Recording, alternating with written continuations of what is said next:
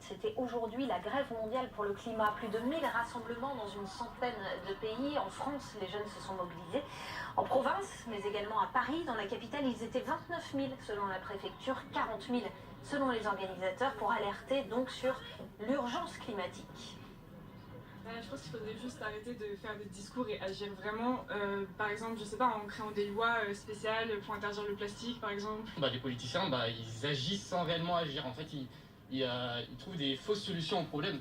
Par exemple, avec Anne Hidalgo, les véhicules se retrouvent sur les voies annexes. Ça crée plein de bouchons le matin. Et au résultat, il n'y a pas forcément moins de véhicules dans Paris. Elliot Lepers, est-ce que ces jeunes ont une chance de faire bouger les lignes? Moi j'étais avec eux cet après-midi, c'était absolument incroyable. C'est-à-dire que la dernière marche qui comptait au-delà des jeunes, la dernière marche pour le climat le 8 décembre, la préfecture annonçait 18 000. On était 30 000, donc là ça veut dire que les jeunes seuls, ils sont, selon la préfecture, 30 000.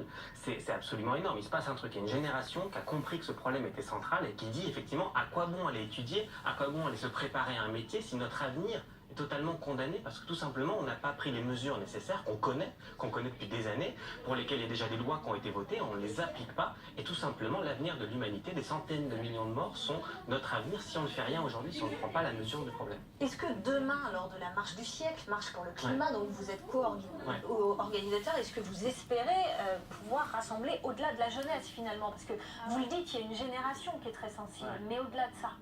On a marché 3 fois pour le climat depuis septembre, depuis la démission de Nicolas Hulot. On a marché 3 fois on a fait plus de 150 000 personnes partout en France, c'est déjà historique.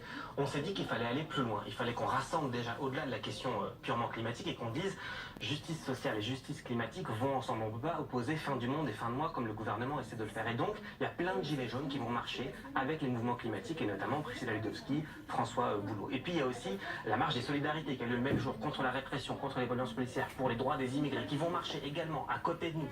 Ça veut dire qu'on élargit le cortège de manière massive pour montrer qu'on est tous opposés à la politique gouvernementale et qu'on veut pointer les responsables. On veut créer un mouvement de résistance face à ce gouvernement qui n'agit pas, qui ne prend pas les mesures nécessaires. Sophie Tissier, vous serez dans la rue demain en tant que gilet jaune, mais vous êtes également sensible à la cause écologiste, on le voit sur votre gilet. Qu'est-ce qui vous rassemble? Qu'est-ce qui vous unit tous les deux? Ce qui unit, c'est l'urgence. Simplement vouloir vivre sur une planète vivable. Et on a tous pris conscience aujourd'hui que les gouvernements, c'est un problème mondial déjà, que le gouvernement ne propose pas de solution à la hauteur de l'enjeu. Les gouvernements mondiaux, en général, les politiques mondiales ne répondent pas du tout à ces urgences. Et c'est pour ça que ce qui est énorme, c'est que c'est un mouvement qui fait se soulever tous les jeunes dans des centaines de pays aujourd'hui. Et ce qui est énorme, c'est que demain, on va être tous ensemble dans les rues. Avec quel message, on va dire, à destination d'Emmanuel Macron et de l'exécutif? Quels seront vos messages?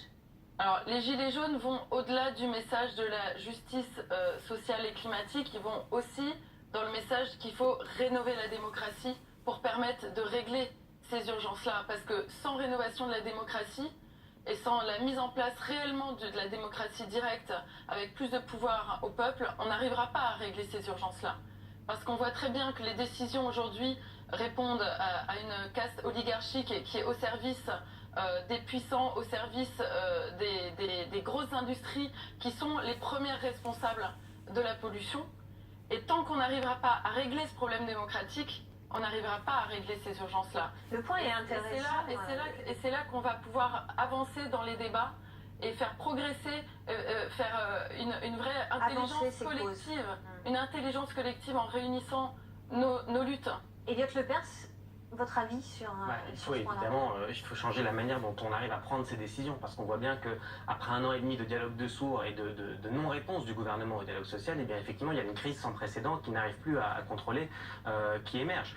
Et malgré la tentative d'avoir essayé d'opposer le mouvement social et le mouvement pour la justice climatique avec cette question de la taxe carbone qui s'appliquait que aux ménages les plus fragiles finalement, alors qu'aujourd'hui les 1400 sites les plus polluants, sont moins taxés que les ménages sur les émissions de gaz à effet de serre. C'est quand même un non-sens. En fait, on cible uniquement les plus précaires pour diviser finalement, et derrière, on ne prend pas les mesures qui permettraient de cibler effectivement les réels responsables, c'est-à-dire de cibler les vrais pollueurs. Il y a 70 entreprises aujourd'hui qui émettent l'essentiel des émissions de gaz à effet de serre. Et effectivement, eh bien, ce gouvernement des lobbies, cette république des pollueurs finalement d'Emmanuel Macron, refuse de prendre les mesures qui permettraient d'endiguer cette problématique. Est-ce qu'il y a des freins, Benjamin Morel?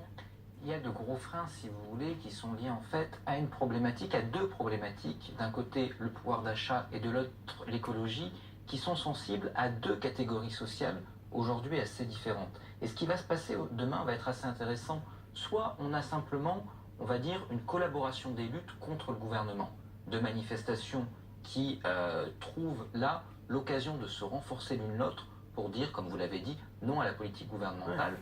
Ou bien on rentre dans quelque chose de plus profond, ce qui est possible parce que, comme vous le disiez bien, eh bien, la question écologique et la question sociale sont en fait les deux facettes d'une même problématique. Mais une même problématique qui n'est pas vue encore une fois de la même façon, notamment par les catégories populaires d'un côté et par les populations, notamment des centres-villes de l'autre. Il faut arriver à trouver un logiciel pour parler à l'un et à l'autre. Aujourd'hui, ça n'a pas encore été fait. Est-ce que ça va être à cette occasion que ça sera fait ?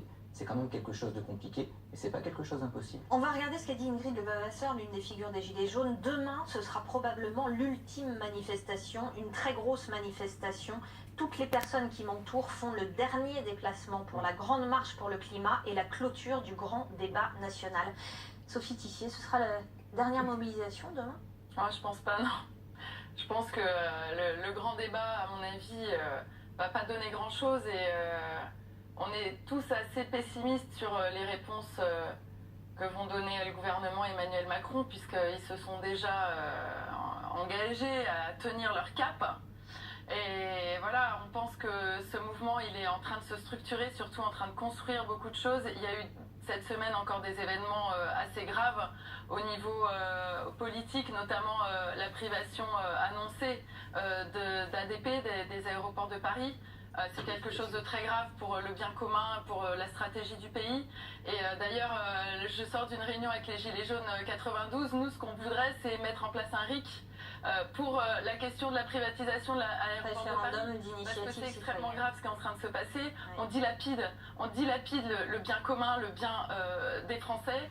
Et on est en train d'assister à une politique de véritable prédation envers la population, parce que cette capture du bien public pour servir des intérêts privés, parce qu'on sait très bien comment ça va se passer, on est en train de liquider les bijoux de famille, comme on dit, et tout cet argent qui va être perdu dans la privation d'ADP, c'est encore de l'argent qui va pas être utilisé pour l'écologie, pour la justice sociale, la justice fiscale, et c'est ça qui est absolument... Et ce sera le mot de la fin. Merci beaucoup Sophie Tissier, merci Elliot Lepers.